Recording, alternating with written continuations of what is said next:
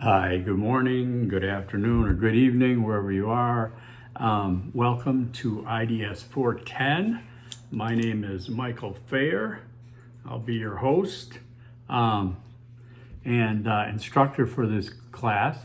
It's something I like to do is put up videos to help on a number of ways to make you know that I'm real, I'm here, you're not dealing with AI.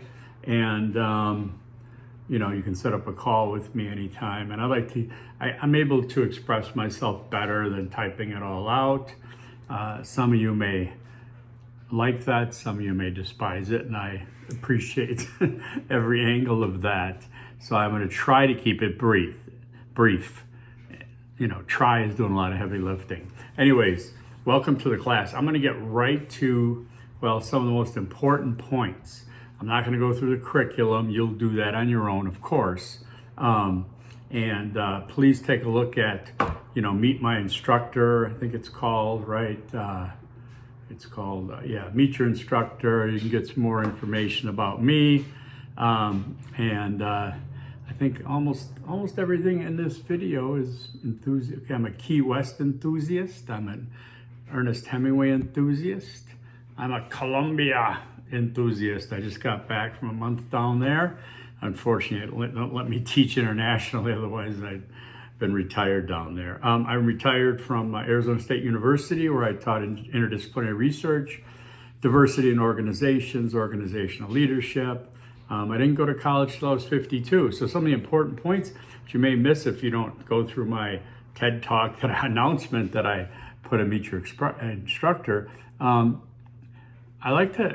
There's got to be something that's going to resonate with you about me and me about you, right? And I like to make that so you're more comfortable. I've been a single parent for almost 25 years. My sons are now 34 and 26. My 26-year-old is my roommate, and he doesn't get up before noon on weekends. We're soccer enthusiasts. Also watching the World Cup every day, every game we can. My son works at a museum. I didn't go to college till I was 52. I decided after being an artist, being in tech sales, I'm still in tech sales right now as a side hustle. I've been in law enforcement, so I've got like chain of command experience, okay? Got business experience. I've got experience in the arts. I've been a painter, photographer professionally. And also a writer, stuff like that. So I like to think I've got things covered. So whatever you're trying to enhance your career, whatever with your degree, it probably resonates with me also. I know the challenges, okay? In this course, IDS 410, it is problem solving for social change. It's very important to remember the second word, as I call it. The second word is solving. We're not doing a problem analysis. We're not doing problem research. We're not doing problem enlightenment. We're doing problem solving. And because of that, my style is to take it way down in specificity, okay? Because I've got a 8-foot by 6-foot, 10-foot, here's a map of the world up on my wall here. And by the way, I'm waiting for my big selfie stick kind of thing with the light. It wasn't delivered yet, otherwise I'm working off of a toolbox and a box of Kleenex, leaning my phone. So it's, you gotta do what you gotta do. Anyways, problem solving. Okay, what does that mean? What it means in this course that I teach, it means that you're gonna do something that you can solve. Some students have demonstrated and done their plan to change for social progress. Others make a plan to know they could do this if they wanted to. Okay, so that means you cannot solve the war in Israel, Palestine. But what you could do, and as an example, because I had a student actually propose they were going to solve the Israel-Palestine war. That was a couple of years ago. And I said, no, you're really not, because I don't expect a undergrad student to take that on themselves because then it's like playing with Lincoln Logs or Legos or something, which is great, but we're trying to be real here, right? 400 level class is the highest you can get in undergrad. So what I challenge the student to do, instead of solving the war, go into their city, I believe it was Kansas City, go find a temple, go find a mosque, go talk to the rabbi, go talk to the imam. See if they're talking to each other. And all of a sudden, that gets a little scary. That gets a little intimidating, right? Solving the war, you can keep that out here, right? You can hold on to it like the proverbial dirty diaper, because, I ain't getting in there. I just gonna look at it. And yes, if the student wanted to have the U.S. Navy drop off inflatable piers and then United Nations drop off food pallets, that's all wonderful, but it's never going to happen. You're not going to do that. That's like above our pay grade. So let's stay on our pay grade. Okay, we're on the front lines of social progress change. Okay, and I want to emphasize this: social progress is not political. Okay, I'm not taking political sides here on anything. I have my own proclivities, and I don't talk to them about them in class. So if you ever feel like I'm leaning one way or the other too far, I apologize.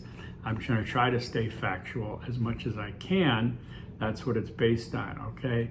So we're not going to be political. Even the fact that, problem solving for social change does sound like a particular, almost connected to an ideology. In my opinion, it's not, okay? Social progress, you can look at just the history of our country to now, and it's waves up and down. Many of you are adults, I would say. I'm 68, so I've seen some stuff, okay? In other words, okay, so what I want you to do, though, is take that example of not the Israel-Palestinian war, but how about talk to a rabbi and a imam, okay? Same with, I'm going to solve literacy. First of all, no, you're not, okay?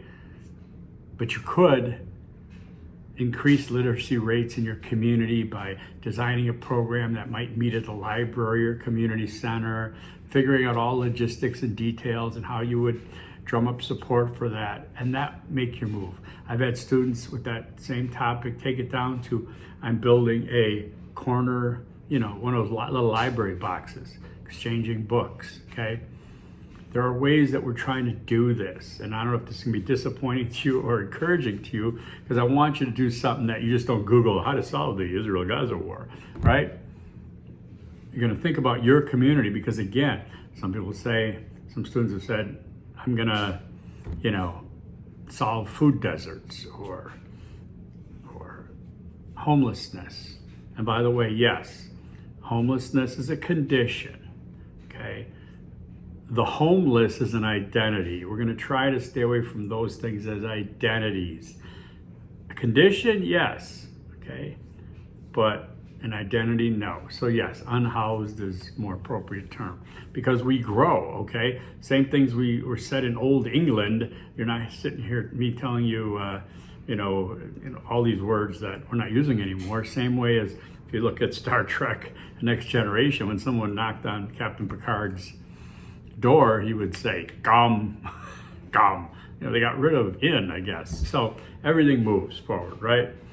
In a way that works better in our society for efficiency or some such reason. Anyways, so we want to take these things down. So regarding the unhoused or the food desert type of thing, think of it like this. You cannot present a plan that solves either of those that would work the same in Brooklyn, New York, or Cody, Wyoming, okay? Every community has a distinct factors and dynamics driving the issue, okay, that can be worked on. Similarly, there are different demographics you might want to focus on, okay? I would try to stay away from youth too much unless it's a school program or something, because there are conditions about researching youth, but we're not going to be actually doing it, so I'll take that as it comes. Don't let that stop you, okay? You want to consider your community where you are, or a community, the demographic. Could it be veterans, unhoused veterans, veterans health care? Could it be, unhoused single parents, single mothers, minors who, could use some tutoring to increase scores in the area, because your schools are going to be different. Because look, solving problems for social change, if you solve it, you can always scale up. Nobody's going to be, and by the way, government funding, don't even think about it. Okay, government doesn't give anybody money. So do this with your own ingenuity. I will help. All right. Same with public awareness. Public awareness doesn't solve a problem. You'll read about that in the thing, but it will call attention and awareness to that issue, right? So these are all things we're going to work on. I just wanted to cut to the chase right away. And this is why, when you choose something that you're thinking about, and take your own interests and bring it into an area, whether that's, let's say that's sustainability, okay? What about where you work? Do they have any programs anywhere that there's waste that you think about? I've had students come up with a myriad programs about, we're going to replace the plastic utensils with silverware, and we're going to, have each department gets a day of the week where they're in charge of washing the dishes and things like that. We're going to recycle. We're going to find out how to get more recycling. I mean, I had a student who worked in the private jet industry, designing private jets, and the interior and the upholstery, and she noticed they were wasting a ton of leather. The leather cut seats, and they would get their leather from wherever and then just chuck it or burn it or whatever. And it would always drive her crazy. So she ended up designing a program where this leather was going to be used in other areas or given to where it could be put to use. Very smart, very innovative, okay? Because who's changing these issues? We are. I used to volunteer in the recently resettled refugee community in here in Phoenix from 2009 to 2012. And I used to drive way to the west side of Phoenix. By the way, I'm in Tempe, Arizona. And I used to mentor families. They could have been from, I had family from Eritrea, which is East Africa. I've had DR Congo. I've had families from Iraq. I've had families from Cuba. I've had families from, I want to say Nepal, somewhere in there.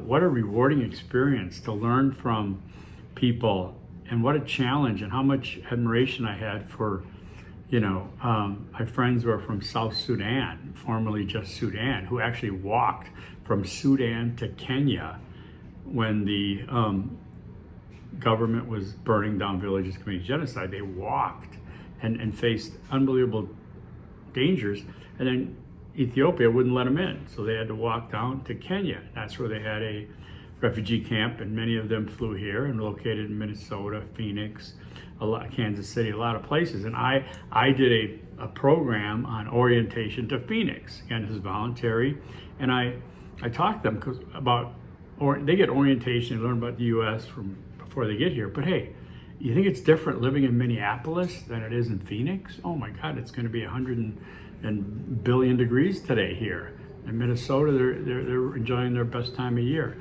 So there's all these little nuances that we need to figure out that are based on local conditions and dynamics, right? So that's what I want to emphasize the most today. I was at Juneteenth Day celebration. My son works at the museum, the Tempe History Museum, and I was at their Juneteenth, as I always am. Next year I'll be on the committee.